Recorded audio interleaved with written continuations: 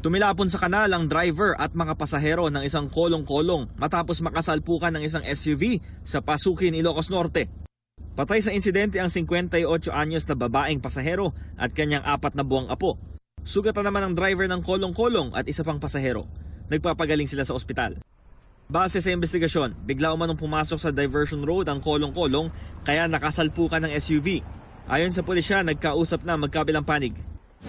Hulikam naman sa bayan ng Dumangas sa Iloilo ang pagbangga ng motorsiklong yan sa isang pader.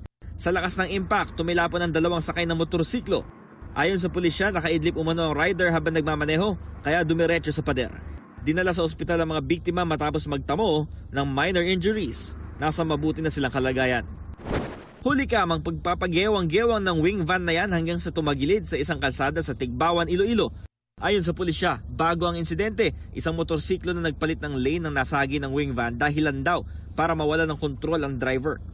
Ligtas ang driver at pahinante ng wing van habang sugatan ng rider ng motorsiklo. Nagkaareglo na magkabilang panig ayon sa pulisya. Ito ang unang balita, Bam Alegre, GMA News.